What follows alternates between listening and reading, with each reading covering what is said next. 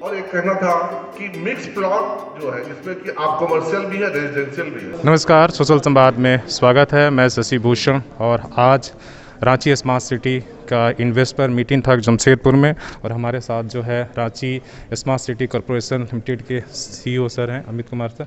और सर, आपसे बातचीत करने के लिए स्वागत है। आज क्या कुछ हुआ है यहाँ पर और किस उद्देश्य से जो है ये समिट रखा गया? आज जमशेदपुर में कोल्हान प्रमंडल के जितने भी निवेशकों को यहाँ पर आमंत्रित किया गया था इन्वेस्टर्स मीट में, और उद्देश्य था कि उन सभी लोगों की भागीदारी हम लोग रांची स्मार्ट सिटी के जो ऑक्शन प्रक्रिया है उसमें सुनिश्चित कर सकें।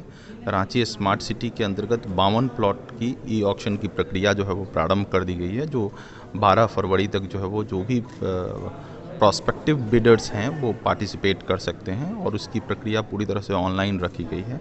उन्हीं के प्रोविजंस के बारे में बताने के लिए और रांची स्मार्ट सिटी के अंतर्गत किए जा रहे कार्यों के बारे में, और उनके कारण से जो निवेशकों के लिए जो सुनहरा अवसर आया है उसको विस्तार से यहाँ पर बताया गया।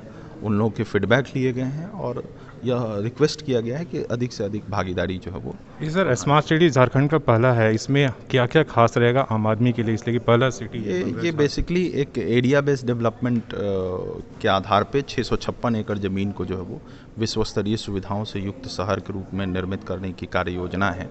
और इसमें जो निवेशकों की अत्यंत महत्वपूर्ण भूमिका है, क्योंकि झारखंड सरकार ने चाहे वो रोबस्ट जो पॉलिसी फ्रेमवर्क है वो, साथ ही साथ जो है वो इंफ्रास्ट्रक्चर डेवलप करने के लिए जो कार्य किए जाने थे वो कार्य अब अंतिम चरण में है।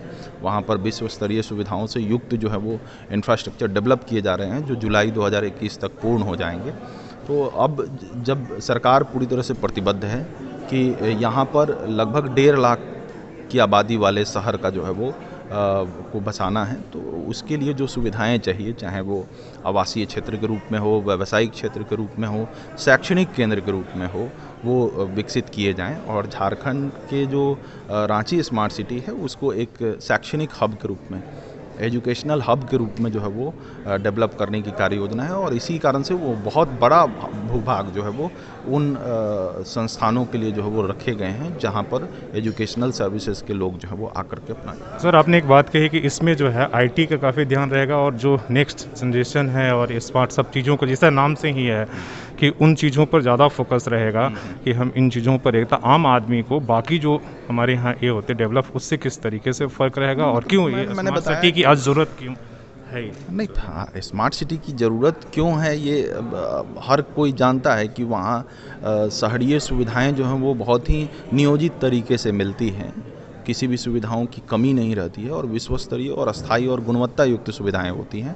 इसको इसलिए जो है वो स्मार्ट सिटी की ज़रूरत है। और स्मार्ट सिटी के जो सॉल्यूशंस हैं, ख़ासतौर पे आईटी के महत्व को देखते हुए, तो वो हमारे दैनिक क्रियाकलाप का जो है वो अंग बन गया है। आईटी इनेबल्ड सर्विसेज देने का मतलब है कि हम ईज ऑफ लिविंग को जो है वो प्रमोट करें।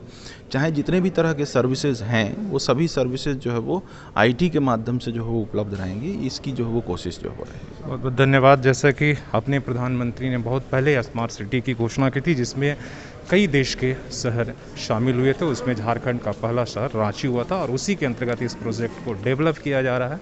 और पहले आधारभूत सुविधाएं डेवलप हो रही है, और इसके बाद जो है उसमें इन्वेस्टर के द्वारा जो है उस सिटी को डेवलप किया जाएगा, सारी सुविधाएं दी जाएंगी।